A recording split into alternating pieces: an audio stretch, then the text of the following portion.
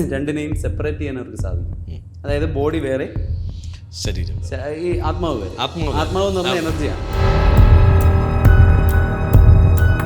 അവരുടെ പ്രാണൻ എന്ന് പറയുന്നത് ഒരു അടുത്ത സ്റ്റേജിലേക്ക് അല്ലെങ്കിൽ അടുത്ത ഒരു വേൾഡിലേക്ക് പോകാതെ ഇവിടെ തന്നെ ചില പ്രത്യേക സമയങ്ങളിൽ വരികയും അവർക്ക് ആവശ്യമായിട്ടുള്ള ഈ ബോഡി അവർക്ക് സ്വീകരിക്കാൻ സാധിക്കുകയും ചെയ്യും.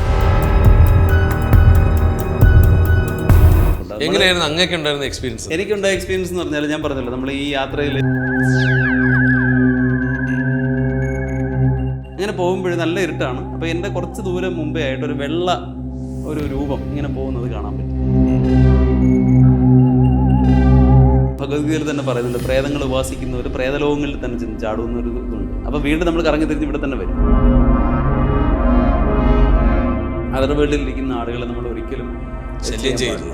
അപ്പോൾ അതിന് കാരണം പറയുന്നത്, ഇപ്പോൾ ആത്മാക്കളെല്ലാം നല്ലതാണെന്നാണല്ലോ നമ്മളൊരു ധാരണ വെച്ചാൽ. ആത്മാവിൻ്റെ തലത്തിൽ നല്ലതാണ്, പക്ഷെ ഞാൻ നേരത്തെ പറഞ്ഞ മനസ്സിൻ്റെതായ തടവറയ്ക്കകത്തിരിക്കുമ്പോൾ അതിൻ്റെ വാസനകൾ മാത്രമേ അത് എക്സിബിറ്റ് ചെയ്യൂ. ഈ ചില സന്യാസിമാർ, ഞാൻ വീണ്ടും പറയുന്നു, ചില അവധൂതന്മാരോ സന്യാസിമാരോ ഒരേ സമയം പല സ്ഥലങ്ങളിൽ കാണുന്നു എന്ന് പലരും എക്സ്പീരിയൻസ് ചെയ്ത് കേട്ടിട്ടുണ്ട്. അതെങ്ങനെ സംഭവിക്കുന്നു? അതിനെ ബൈലൊക്കേഷൻ എന്നാണ് പറയുന്നത്. ബൈലൊക്കേഷൻ എന്ന് പറയുമ്പോഴത്തേക്ക് ഈ സോളിന് പല സ്ഥലങ്ങളിലേക്ക്, ഇപ്പം സത്യസായി ബാബയെ കുറിച്ച് അങ്ങനെ ഒരുപാട് ഇത് പറയുന്നുണ്ട്, ഒരുപാട് ആളുകളെ കുറിച്ച് പറയുന്നുണ്ട്. സ്വാമി രാമയെ കുറിച്ച്, അദ്ദേഹത്തിൻ്റെ ഗുരുക്കന്മാരെ കുറിച്ചൊക്കെ പറയുന്നുണ്ട്. അപ്പോൾ ഇതിൻ്റെ ഒരു കാര്യം എന്ന് വെച്ച് കഴിഞ്ഞാൽ, ഇപ്പം അവരെപ്പോഴും ഈ സോളിൻ്റെ എനർജി തലത്തിൽ മാത്രം നിൽക്കുന്ന ആൾക്കാർ. അവർ രണ്ടിനെയും സെപ്പറേറ്റ് ചെയ്യാൻ അവർക്ക് സാധിക്കും. അതായത് ബോഡി വേറെ, ശരീരം ഈ ആത്മാവ് വേറെ. ആത്മാവ് എന്ന് പറഞ്ഞ എനർജിയാണ്. അപ്പോൾ പ്രപഞ്ചത്തിൽ രണ്ട് സാധനങ്ങൾ മാത്രമേ ഉള്ളൂ. സയൻറ്റിഫിക് ആയിട്ട് നോക്കിക്കഴിഞ്ഞാൽ രണ്ട് സാധനങ്ങളുള്ളൂ. ഒന്നെന്ന് വെച്ചാൽ എനർജിയാണ്, മറ്റേത് മാറ്ററാണ്. അപ്പോൾ എവിടെയാണോ എനർജി ഒരു സ്ഥലത്ത് കറക്റ്റായിട്ട് ഫോക്കസ് ആവുന്നത്, അവിടെ അതിനാവശ്യമായിട്ടുള്ള മാറ്ററിനെ അതിന് സ്വീകരിക്കാൻ പറ്റും. അതുകൊണ്ടാണ് എല്ലാം മാനസപുത്രന്മാർ നമ്മൾ കേട്ടില്ലേ, പഴയ ആദ്യകാല പുത്രന്മാരുടെയൊക്കെ കുറിച്ച് ചോദിച്ചാൽ അത് മാനസപുത്രന്മാരാണ്. കാരണം മനസ്സിൽ നിന്നുണ്ടായ പുത്രനാണ്. അതൊരിക്കലും ഒരു സെക്ഷൽ ആ രീതിയിലുണ്ടാകുന്ന കുട്ടികളല്ല. അപ്പം മനസ്സിൽ നിന്ന്, മനസ്സിൻ്റെ സങ്കല്പശക്തി കൊണ്ട് അവിടെ ഇത് ഉണ്ടാക്കി വയ്ക്കുന്നു. ഇപ്പം ജീസസ് ക്രൈസ്റ്റ് പച്ചവെള്ളത്തിനെ മുന്തിരിച്ചാറാക്കി. എപ്രകാരത്തിലാണെന്ന് ചോദിച്ചു കഴിഞ്ഞാൽ അതും ഇവിടെ സംഭവിക്കുന്ന കാര്യമാണ്. അത് മനസ്സുകൊണ്ട് അതിനെ സങ്കല്പിക്കുമ്പോൾ ആ സങ്കല്പം എത്ര സ്ട്രോങ് ആണോ അത് അവിടെ എനർജിയായിട്ട് വരികയും ആ എനർജി അതിനാവശ്യമായിട്ടുള്ള മാറ്ററിനെ ചുറ്റി നിന്ന് സ്വീകരിക്കുകയും ചെയ്യും. അതുപോലെ തന്നെയാണ്. കാരണം അതൊക്കെ അവർക്ക് ഈ പറഞ്ഞ ഒരു എനർജിയെ 2, 3, 4, 5 സ്ഥലങ്ങളിലൊക്കെ, ഞാൻ അതിന് സിമ്പിളായിട്ടൊരു ഉദാഹരണം പറഞ്ഞാൽ, ശ്രീകൃഷ്ണൻ യഥാർത്ഥത്തിൽ മരിച്ചു അല്ലേ? വനവേടന്റെ അമ്പ് കൊണ്ട് അദ്ദേഹം ശരീരം ഉപേക്ഷിച്ചു. അങ്ങനെയാണെങ്കിൽ എങ്ങനെയാണ് കുറൂരമ്മയ്ക്ക് അദ്ദേഹത്തിന് പ്രത്യക്ഷപ്പെടാൻ പറ്റുന്നത്? എങ്ങനെയാണ്? ദ്വാപര യുഗത്തിലെ കൃഷ്ണൻ ഇപ്പോഴും അനുഭവവേദ്യമാവുന്നു. നേരത്തെ പറഞ്ഞു കൃഷ്ണൻ കുറൂരമ്മയുടെ. അപ്പൊ ഇങ്ങനെ പല സ്ഥലങ്ങളിലായിട്ട് ഇങ്ങനെ വരുന്നതായിട്ട് നമ്മൾ കേട്ടിട്ടുണ്ട്, പല രൂപങ്ങളിൽ. അപ്പം നമ്മൾ തന്നെ ഇപ്പോഴും ജീസസ് ക്രൈസ്റ്റിന്റെ സെക്കൻഡ് കമ്മിങ്ങിന് വേണ്ടി വെയിറ്റ് ചെയ്തിരിക്കുന്നുണ്ട്. അപ്പം മധ്യാകാശത്തിൽ ജീസസ് വരും എന്നുള്ള ഒരു ക്രിസ്ത്യൻ ബിലീഫ് മാത്രമാണോ എന്ന് ചോദിച്ചു കഴിഞ്ഞാൽ അല്ല. കാരണം നാഥ പരമ്പരയിലുള്ള പരമഹംസ യോഗാനന്ദൻ അവരുടെ സ്ട്രീമുകളിൽ നമുക്ക് ജീസസിന്റെ ഫോട്ടോ കാണാൻ പറ്റും. അത് മാത്രമല്ല, അദ്ദേഹത്തിന്റെ ദ സെക്കൻഡ് കമ്മിങ് എന്നൊരു ബുക്കുണ്ട്, അതിനകത്തും ജീസസിനെ കുറിച്ച് പറയുന്നുണ്ട്. അപ്പം ഇങ്ങനെ ഈ പ്രാർത്ഥനയിൽ പലർക്കും ഇതുപോലെയുള്ള പ്രത്യക്ഷ രൂപങ്ങൾ ഉണ്ടായിട്ടുണ്ട്. ഇപ്പൊ ബാബാജിയെ കുറിച്ച് നമ്മൾ പറയുന്നുണ്ട്, മഹാവതർ ബാബാജി. അപ്പൊ ബാബാജി യഥാർത്ഥത്തിൽ അദ്ദേഹത്തിന്റെ പ്രായം എത്രയാണെന്ന് നമുക്ക് കണക്കാക്കാൻ പറ്റില്ല. അത്രയേറെ പ്രായം അദ്ദേഹത്തിന് പറയുന്നുണ്ട്. പക്ഷെ പല സ്ഥലങ്ങളിലായിട്ട് അദ്ദേഹത്തിന്റെ ശിഷ്യന്മാർക്ക് പല രീതിയിൽ ദർശനം കൊടുക്കുന്നതായിട്ട് ഇപ്പോഴും നമുക്ക് അറിയാം, പറയുന്നുണ്ട്. ധാരാളം അതിനുള്ള പുസ്തകങ്ങളുമൊക്കെ പറയുന്നുണ്ട്. അപ്പൊ അതുപോലെയാണ് പ്രഭാകര സിദ്ധയോഗികൾ. അദ്ദേഹത്തിന് 700-ലേറെ വയസ്സുണ്ട് എന്ന് പറയപ്പെടുന്നുണ്ട്. അപ്പോൾ അദ്ദേഹം ഇതുപോലെ പല സ്ഥലങ്ങളിലും സമാധിയായെന്ന് പറയുന്നു. അദ്ദേഹം വീണ്ടും വരുന്നതായിട്ട് പറയുന്നു.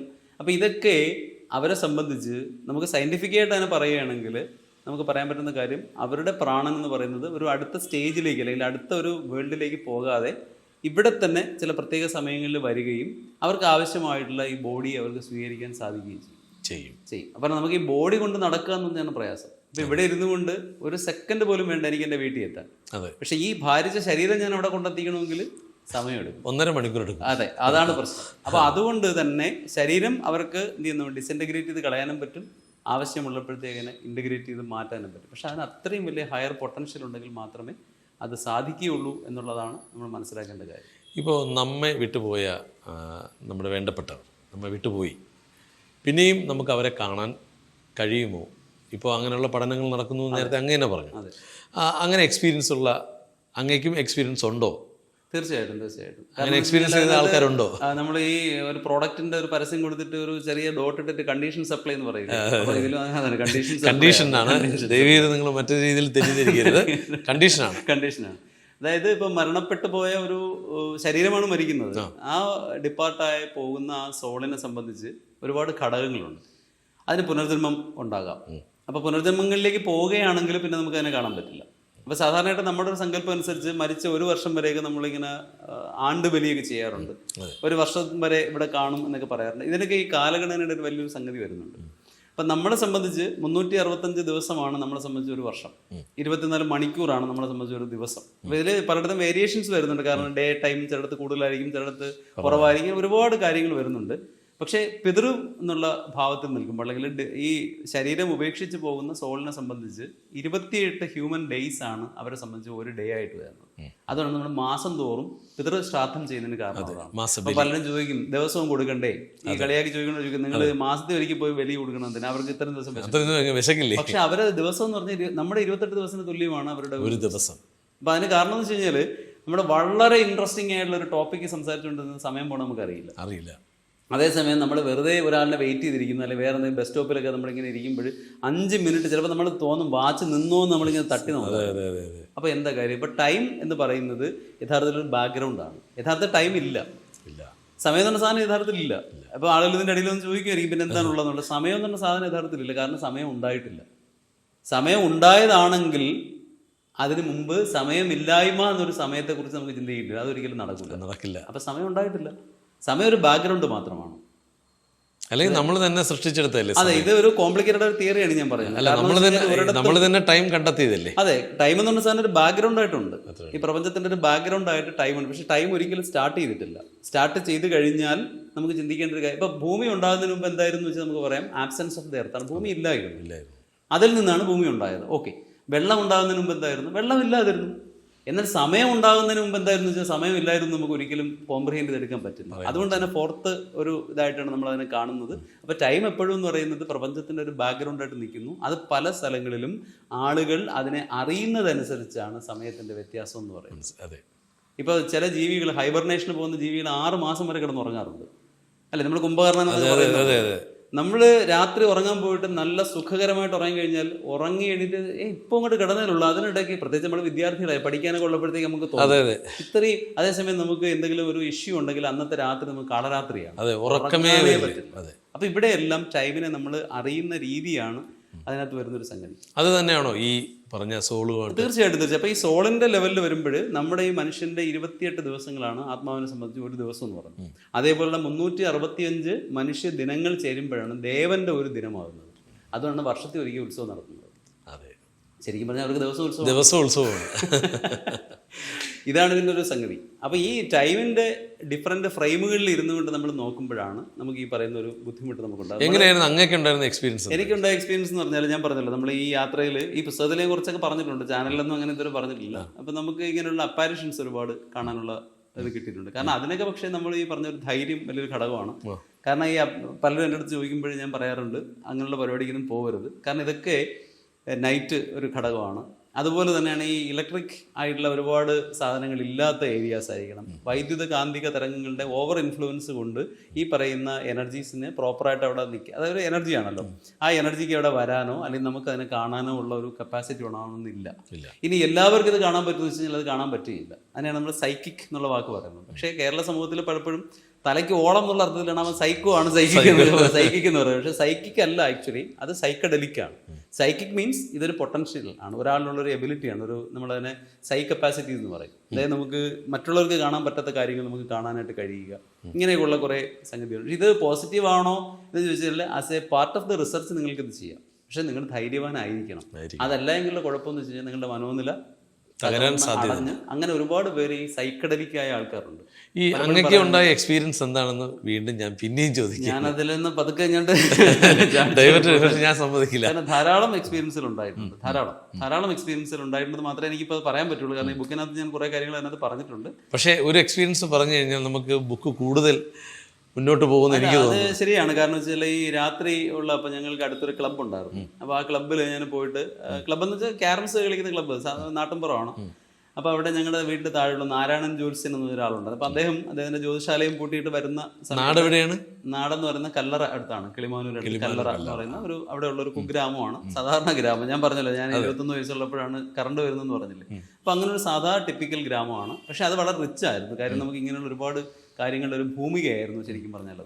അപ്പോൾ അദ്ദേഹത്തിനോടൊപ്പം, കാരണം അദ്ദേഹത്തിൻ്റെ ടോർച്ചുണ്ട്, അപ്പോൾ അദ്ദേഹത്തിനോട് ഒരുപാട് പാടശേഖരങ്ങളുണ്ട്. അപ്പോൾ അതിൻ്റെ ഇടയിൽ കൂടെയൊക്കെ വന്ന് കുന്നും മലയൊക്കെ കയറിയാണ് വീട്ടിൽ വരാനുള്ളത്. ഏതാണ്ട് ഒരു 2 കിലോമീറ്റർ 1.5 കിലോമീറ്റർ സഞ്ചരിക്കണം. അപ്പോൾ ഈ വരുന്ന വഴിയിൽ, അപ്പോൾ ഇടയ്ക്ക് എനിക്ക് നല്ല അന്ന് ഭയോഗമുണ്ട് ഉള്ള സമയങ്ങളാണ്. അപ്പോൾ ഒരു ദിവസം ഈ ക്യാരംസ് കളിയുടെ ഒരു ലഹരിയിൽ ഇദ്ദേഹം, ഈ സമയം ഞാൻ അറിഞ്ഞില്ല. അപ്പം ഞാനങ്ങനെ കുറച്ച് നേരം നോക്കുമ്പോഴാണ് സമയം ഇത്രയും. അപ്പോൾ അദ്ദേഹം പോകാനുള്ള സമയം കഴിഞ്ഞു. നോർമലി അദ്ദേഹം അവിടെ എത്തി എന്നെ വിളിക്കാറുണ്ട്. അപ്പോൾ എനിക്ക് എന്തായാലും വീട്ടിൽ പോയല്ലേ പറ്റുള്ളൂ. അങ്ങനെ ഞാൻ രണ്ടും കൽപ്പിച്ച് അർജുന ഫൽഗുനയൊക്കെ ജപിച്ചുകൊണ്ട് ഇങ്ങനെ പോവുകയാണ്. അങ്ങനെ പോകുമ്പോഴും നല്ല ഇരുട്ടാണ്. അപ്പോൾ എൻ്റെ കുറച്ച് ദൂരം മുമ്പേ ആയിട്ട് ഒരു രൂപം ഇങ്ങനെ പോകുന്നത് കാണാൻ പറ്റി. അപ്പം ഞാനോർത്തു ജ്യോത്സ്യരായിരിക്കും, എന്നെ വിളിച്ച് എന്നെ കണ്ടു കാണില്ല അദ്ദേഹം. അങ്ങനെ ഞാൻ സ്പീഡ് കൂട്ടുമ്പോഴേ ഇത് ഈ കുണ്ടനിടവഴിയിൽ നിന്ന് താഴോട്ടിറങ്ങിയിട്ട് ഈ വയലിൻ്റെ വരമ്പിൽ കൂടെ ആയി കുറച്ചുകൂടെ ഫാസ്റ്റായിട്ട് പോവുകയാണ്. അപ്പം ഞാൻ എന്ത് ചെയ്തു, ഞാനൊന്ന് സ്പീഡ് കൂട്ടുമ്പോൾ ഇത് ഓടുന്ന പോലെ പോകുന്നുണ്ട്. എന്ന് വെച്ചാൽ അറിയാലോ, കുറ്റിരിട്ടാണ്. നമ്മളിങ്ങനെ ഫിഗർ ഔട്ട് ചെയ്തെടുക്കുന്ന ഒരു മിന്നായം പോലെ ഒരു വെള്ള സാധനമാണ്. അപ്പം ഞാൻ പെട്ടെന്ന് ആലോചിച്ചു. അപ്പോൾ എൻ്റെ റാഷണലിസം ഉണർന്നു. അപ്പം ഞാൻ ചോദിച്ചു, ഓടുകയാണെങ്കിൽ ശബ്ദം കേൾക്കും, മാത്രമല്ല അദ്ദേഹം മുണ്ട് മടത്ത് കെട്ടിയാണ് നടക്കുന്നത്. ഇത് മുണ്ട് താഴെ കിടക്കുന്ന പോലൊരു ഫീൽ, മൊത്തം ഒരു വെള്ളയാണ്. അപ്പം ഞാനൊന്ന് സ്റ്റോപ്പ് ചെയ്ത് അത് ഇപ്പുറ സൈഡിലോട്ട് ഒരു കളപ്പുരയുണ്ട്, ഒരാളുടെ ശ്രീനിവാസൻ സാർ എന്ന ഒരാളുടെ കളപ്പുരയുണ്ട്. ആ കളപ്പുരയുടെ അകത്തോട്ട് ഇത് കയറി അങ്ങ് ഡിസപ്പിയർ ചെയ്തു. അപ്പം ഞാൻ വിളിച്ചു, അപ്പുറത്ത് താമസിക്കും മധു എന്ന് പേരുള്ള ഒരാളുണ്ട്. ഞാൻ വിളിച്ചു അദ്ദേഹം വല്ലതും ആയിരിക്കും എന്ന് പറഞ്ഞിട്ട് ഞാൻ യാത്ര കണ്ടിന്യൂ ചെയ്തു. അല്പം കൂടെ മുമ്പോട്ട് പോകും, നല്ല ഇരുട്ടാണ്. ഈ നമ്മൾ നിരം പോകുന്നത് കൊണ്ടാണ് ഈ വരമ്പ് നമുക്ക് പിന്നെ ഈ എത്ര ഇരുട്ടാണെങ്കിൽ കുറച്ച് കഴിയുമ്പം ഒരു അരണ്ട വെളിച്ചം തെളിഞ്ഞു വരും. അപ്പോൾ ഒരു തവള എന്തോ വരുന്ന വെള്ളത്തിലോട്ട് ചാടി ഞാൻ ഇങ്ങനെ ഒന്ന് ചെറുതായിട്ട് ഞെട്ടി. അപ്പോഴാണ് ഞാൻ ആലോചിക്കുന്നത്, എന്തായാലും ഈ പറഞ്ഞത് ഒരു വ്യക്തിയാവാൻ സാധ്യതയില്ല, കാരണം ഇത്രയും ഫാസ്റ്റായിട്ട് അതിന് സഞ്ചരിക്കാൻ പറ്റില്ല. അപ്പോൾ ഇത് ഞാൻ കണ്ട ഒരു അപ്പാരിഷനാണ്. അപ്പോൾ ഇതിന് ശേഷം പിന്നെ പിൽക്കാലങ്ങളിൽ ധാരാളം എക്സ്പീരിയൻസുകൾ നമുക്ക് ഉണ്ടായിട്ടുണ്ട്. അപ്പോൾ അതിനെ വേണമെങ്കിൽ ചലഞ്ച് ചെയ്യാം, അല്ലെങ്കിൽ അതിനകത്ത് എന്തുകൊണ്ടും ചെയ്യാം. പക്ഷെ നമുക്കുണ്ടാകുന്ന കാര്യങ്ങൾ, നമുക്കുണ്ടാകുന്ന എക്സ്പീരിയൻസ് നമ്മുടെ തന്നെ അനുഭവം തീർച്ചയായും. മാത്രമല്ല ഒത്തിരി ആളുകൾക്ക് ഇതുപോലുള്ള കാര്യങ്ങൾ ഉണ്ടാകാറുണ്ട്, ഒരുപാട് തരത്തിലുള്ള അനുഭവങ്ങൾ ഉണ്ടാകാറുണ്ട്. അപ്പം പിന്നെ കുറേ നാൾ ഈ സൈക്കിക് കൺസൾട്ടേഷൻ കുറേ നാൾ ചെയ്തു. അപ്പം ഞാനത് കുറച്ച് പഠിച്ചു, ഇതിങ്ങനെയാണ്. പിന്നെ ഞാൻ പതുക്കെ ആ ഫീൽഡ് വിട്ടു. അതിന് കാരണം ഭഗവത്ഗീതയിൽ തന്നെ പറയുന്നുണ്ട്, പ്രേതങ്ങൾ ഉപാസിക്കുന്നവർ പ്രേതലോകങ്ങളിൽ തന്നെ ചെന്ന് ചാടുന്ന ഒരു ഇതുണ്ട്. അപ്പം വീണ്ടും നമ്മൾ കറങ്ങി തിരിഞ്ഞ് ഇവിടെ തന്നെ വരും. അപ്പോൾ ഇത് അറിയുക സംഭവം ഇതുകൊണ്ട് ഓക്കെ ഫൈൻ എന്ന് പറഞ്ഞ് നമ്മൾ പോകുന്നു. അപ്പോൾ അതുപോലെയാണ് ഈ ഒയ്ജ ബോർഡ് എന്ന് പറഞ്ഞ സംഗതി. അപ്പോൾ ഒയ്ജ ബോർഡ് ഒരുപാട് പേര് കേരളത്തിൽ യൂസ് ചെയ്യുന്നുണ്ട്. എസ്പെഷ്യലി ഹോസ്റ്റലിലൊക്കെ താമസിക്കുന്ന കുട്ടികളൊക്കെ ഉപയോഗിക്കുന്നുണ്ട്. അവരോട് പറയാനുള്ളത്, അവർ പലരും പറയുന്നത് ഒയ്ജ ബോർഡ് കളിക്കാമെന്നാണ്. ഞാൻ പറഞ്ഞത് ഇറ്റ്സ് നോട്ട് എ ഗെയിം, ഇതൊരു കളിയല്ല, അത് കളിയല്ല. അതിനകത്ത് വരികയോ വരാതിരിക്കുകയോ എന്തോ ചെയ്യട്ടെ, പക്ഷെ നമ്മൾ ഇരിക്കുമ്പോൾ നമ്മുടെ ഭാവം എന്താണ്, ആത്മാവുണ്ട്, അത് വരും ഇത് വരും. അപ്പോഴും തന്നെ നമ്മളൊരു സങ്കല്പം എടുക്കുകയാണ്, തീർച്ചയായിട്ടും അവിടെ ഉണ്ടാവും, വരും. അപ്പോൾ എന്തെങ്കിലും സംഭവിച്ചു കഴിഞ്ഞ് നമ്മൾ ഭയന്ന് കഴിഞ്ഞാൽ അത് നമ്മുടെ പോസിറ്റീവ് എന്നുള്ളതിനേക്കാൾ കൂടുതലായിട്ട് ഭയങ്കര നെഗറ്റീവായിട്ട് നമ്മളെ ബാധിക്കും. അപ്പോൾ ഈ ശരിക്കും ഇതുണ്ടായിരിക്കുന്നത് US-ലാണ് ഇതുണ്ടായിരിക്കുന്നത്. അപ്പോൾ അവിടെ നിന്ന് ഒയ്ഷ എന്നുള്ള വാക്കിൻ്റെ യഥാർത്ഥത്തിൽ ഫ്രഞ്ച് വേർഡാണ്, യെസ് ഓർ നോ എന്നാണ്, യെസ് ഓർ നോ ബേർഡ് എന്നാണ് എന്നെ വിളിക്കുന്നത്. മനസ്സിലായി? അപ്പോൾ ഇതിൻ്റെ ഈ സ്റ്റോറി തന്നെ പറഞ്ഞു പോകുമ്പോഴത്തേക്ക് ഈ ഭയങ്കര രസകരമായൊരു കഥയാണ്. നമ്മുടെ ഡോക്ടർ ജോർജ് മാത്യു സാറൊക്കെ അത് വ്യക്തമായിട്ട് പറയും. അപ്പോൾ കേരളത്തിൽ ഇത് വന്നത് നമ്മൾ ഈ പറയുന്ന അപരിചിതൻ എന്ന് പറഞ്ഞ സിനിമയോട് കൂടിയാണ് ഇത് കുറേയൊക്കെ ഹിറ്റായത്. പിന്നെ അതിന് തമാശ രൂപത്തിലും അല്ലാതെയൊക്കെ ആളുകൾ അതിനെ ഉപയോഗിക്കുന്നുണ്ട്. പക്ഷേ ഇത് ഒരിക്കലും നമുക്ക് ഉപയോഗിക്കാൻ പറ്റുന്ന ഒന്നല്ല. അതല്ലെങ്കിൽ നിങ്ങൾ അത്രയും വലിയ ഈ ഒരു ഇതോട് കൂടി മെന്റൽ പവറോട് കൂടി മാത്രമേ, നമുക്ക് മെന്റൽ പവർ ഉണ്ടെന്നല്ല പറയുന്നത്, പക്ഷെ നമുക്കൊരു ധാരണയുണ്ട്. ആ ധാരണയോട് കൂടി മാത്രമേ നമ്മൾ ചെയ്യാവൂ. കാരണം അതർ വേൾഡിലിരിക്കുന്ന ആളുകളെ നമ്മൾ ഒരിക്കലും ശല്യം ചെയ്യില്ല. അപ്പോൾ അതിന് കാരണം പറയുന്നത്, ഇപ്പോൾ ആത്മാക്കളെല്ലാം നല്ലതാണെന്നാണല്ലോ നമ്മളൊരു ധാരണ വെച്ചാൽ. ആത്മാവിൻ്റെ തലത്തിൽ നല്ലതാണ്, പക്ഷേ ഞാൻ നേരത്തെ പറഞ്ഞ മനസ്സിൻ്റെതായ തടവറയ്ക്കകത്തിരിക്കുമ്പോൾ അതിൻ്റെ വാസനകൾ മാത്രമേ അത് എക്സിബിറ്റ് ചെയ്യുള്ളൂ. അതുകൊണ്ടാണ് നമ്മൾ ദുരാത്മാക്കൾ എന്ന് പറയുന്ന സാധനമുണ്ട്, ഈവിൾ ഫോഴ്സസ് എന്ന് പറയുന്ന സംഗതിയുണ്ട്, ബാധകളുണ്ട്. ഈ ബാധകൾ എന്ന് പറഞ്ഞാൽ യഥാർത്ഥത്തിൽ ആയുർവേദ ശാസ്ത്രത്തിൽ തന്നെ പറയുന്നുണ്ട്, ബാധകളെ കുറിച്ച് പറയുന്നുണ്ട്. ഹന്തുകാമൻ, ഭോക്തൃകാമൻ, രന്തുകാമൻ, ഇങ്ങനെ പറഞ്ഞ ബാധകളുണ്ട്. കൊല്ലാനുള്ള ഉദ്ദേശത്തോടെ മാത്രം വരുന്നതാണ് ഈ പറഞ്ഞ ഹന്തുകാമൻ എന്ന് പറഞ്ഞ ബാധ. അപ്പോൾ നമ്മളെ മദ്യപിപ്പിക്കുക, നമുക്ക് അമിതമായിട്ട് ഭക്ഷണത്തിനോട് ആർത്തി വരിക, ഇങ്ങനെയുള്ള കാര്യങ്ങളൊക്കെ എന്ന് വെച്ച് കഴിഞ്ഞാൽ ഭോക്തൃകാമനാണ്.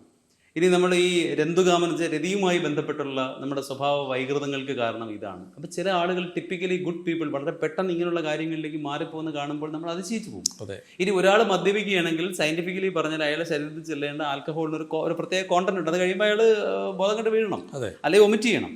അപ്പോൾ ചില ആളുകൾ പറയുന്നുണ്ട്, ഞാൻ എത്ര കുടിച്ചാലും ഛർദ്ദിക്കില്ല, അത് എൻ്റെ കപ്പാസിറ്റിയാണ്. കപ്പാസിറ്റി അല്ലത്, someone else is drinking. May be he is possessed. അപ്പം ഇങ്ങനെയാണ് ഈ ബാധകൾ എന്ന് പറയുന്നത്. അപ്പം ബാധിക്കുന്നത് എന്താണോ അതാണ് ബാധ. അപ്പോൾ നമ്മുടെ വലിയ പൈതൃകത്തിൻ്റെ ഒരു ഭാഗമായിട്ട് ഐതിഹ്യമല്ല നമുക്കറിയാം. ഇതിനകത്ത് പറയുന്ന കഥകളും ബാക്കിയുള്ള കാര്യങ്ങളും ഇപ്പോൾ പലരും ചോദിക്കുന്നുണ്ട് ഇപ്പോൾ എന്ത് യക്ഷി വരാത്ത കാര്യമുണ്ട്.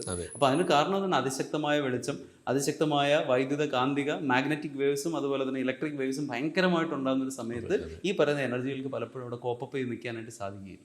മാത്രമല്ല പണ്ടുണ്ടായിരുന്ന പല സ്ഥലങ്ങളിലും അതിൻ്റേതായ ഒരു ആംബിയൻസ് ക്രിയേറ്റ് ചെയ്യുന്നു. ഇപ്പോൾ നമ്മൾ ക്ഷേത്രങ്ങളിൽ പോകുമ്പോൾ അവിടെ ഇരിക്കുന്ന ഡേറ്റ് ഏതാണെന്ന് ചോദിച്ചിട്ട് ആ ഡേറ്റിക്ക് കോൺകോഡ് ക്രിയേറ്റ് ചെയ്യുന്ന സാധനങ്ങൾ നമ്മളോട് കൊടുക്കാവും. പൂക്കളാണെങ്കിലും അതിന് കൊടുക്കുന്ന മന്ത്രമാണെങ്കിലും അതിന് കൊടുക്കുന്ന പൂജാദ്രവ്യങ്ങളാണെങ്കിലും ആ ഡേറ്റിയുടെ എനർജിയുമായിട്ട് ലയിച്ചു പോകുന്നതേ ചെയ്യാവൂ. വിരുദ്ധമായ സാധനം കൊടുക്കാൻ പാടില്ല. അതുകൊണ്ടാണ് ഗണപതിക്ക് കറുകപ്പുല്ല് തന്നെ കൊടുക്കണമെന്ന് പറയുന്നതിൻ്റെ കാരണം അതാണ്. അതിവിടെ കേരളത്തിൽ മാത്രമല്ലേ ഉള്ളൂ കറുകപ്പുല്ല്? അതെ, ഇവിടുത്തെ ആരാധന സമ്പ്രദായം അതാണ്. വടക്കേ ഇന്ത്യയിലൊക്കെ പോയാൽ അങ്ങനെ ഒരു സംവിധാനം ഇല്ല. ഇവിടെ തന്നെ നമുക്ക് ഗണപതിക്ക് ഇത്ര ഭാവങ്ങളാണുള്ളത്. ഗണപതിക്ക് ഈ പിന്നെ വലത്തോട്ട് വലംപിരിയുണ്ട്, ഇടംപിരിയുണ്ട്. ഏറ്റവും സിമ്പിളായിട്ട് പറഞ്ഞാൽ ഗണപതിയുടെ വിചിത്രമായ ഒരുപാട് രൂപങ്ങളുണ്ട്. ദൃഷ്ടി ഗണപതി എന്ന് പറഞ്ഞാൽ വളരെ വളരെ വിചിത്രമായിട്ട് ശരീരം ഇരിക്കുന്ന രൂപമാണ് ദൃഷ്ടി ഗണപതി. അത് ചെയ്യുന്ന ഊർജ്ജം വേറെയാണ്, അല്ല അത് ചെയ്യുന്ന വർക്ക് വേറെയാണ്. സിംഹ ഗണപതി മറ്റൊന്നുണ്ട്. ഇനി അതുപോലെ സ്ത്രീ രൂപത്തിലുള്ള ഗണപതിയുണ്ട്. അപ്പോൾ ഈ ഗണപതി എന്ന് പറയുന്നത് ഇറ്റ് ഈസ് അൾട്ടിമേറ്റ് ഒരു എനർജിയാണ്. ആ എനർജിയെ ഓരോരുത്തരും, ഞാൻ നേരത്തെ പറഞ്ഞല്ലോ, യത് ഭവ തത് ഭവതി എന്നാണ്. നമ്മൾ എങ്ങനെയാണോ അതിനെ ഭാവിച്ചെടുക്കുന്നത്, സങ്കല്പിക്കുന്നത്, ആ ഊർജ്ജമായിട്ട് അത് വരുന്നു. അതുകൊണ്ടാണ് ഈ ദൈവങ്ങൾക്ക് ഈ പറയുന്ന 33 ദേവതാ സങ്കല്പം എന്ന് നമ്മൾ പറയുന്നതിന് കാരണം അതാണ്. അല്ലാതെ നമ്മൾ പറയുന്നത് ദൈവം ഒരാളവിടെ കസേരയിട്ടിരിക്കുന്നു, വേറൊരു ദൈവം ഇപ്പുറത്തിരിക്കുന്നു, അതല്ല. ഇത് ഡെയ്റ്റീസ് ആണ്. എന്നാൽ ഗോഡ് എന്ന് പറയുന്നത് ഡിഫറെൻ്റ് ആണ്. ദേവത എന്ന് പറയുന്നത് ഡെയ്റ്റിയാണ്. അതായത് നമ്മുടെ ഓരോ കാര്യങ്ങൾ സാധിക്കുന്നതിന് വേണ്ടി, അല്ലെങ്കിൽ ഭൂമിയിലെ പല കാര്യങ്ങളും നടന്നു പോകുന്നതിന് വേണ്ടി ഊർജ്ജം പ്രത്യേകമായ രീതിയിൽ ഘനീഭവിച്ചുണ്ടാകുന്ന ഡിവൈസുകളാണ് ഡെയ്റ്റീസ്, ദേവത എന്ന് പറയുന്നത്. പക്ഷേ അൾട്ടിമേറ്റ് ഗോഡ് എന്ന് പറയുന്നത് അങ്ങനെയല്ല. അതെന്ന് പറയുന്നത് ഏറ്റവും മുകളിലുള്ള സദാശിവം നമ്മൾ പറയുന്നു. അതിൽ ലയിച്ചു കഴിഞ്ഞാൽ പിന്നെ നമുക്ക് വേറെ പ്രശ്നങ്ങളില്ല. കാരണം നമ്മൾ അൾട്ടിമേറ്റ് എനർജിയുടെ ഭാഗമായിട്ട് മാറി കഴിഞ്ഞു. യൂണിവേഴ്സിന്റെ ഭാഗം. യൂണിവേഴ്സും അല്ല, മൾട്ടിവേഴ്സാണ്. യൂണിവേഴ്സ് ഒന്നല്ലേ ഉള്ളൂ. ശരിയാണ്.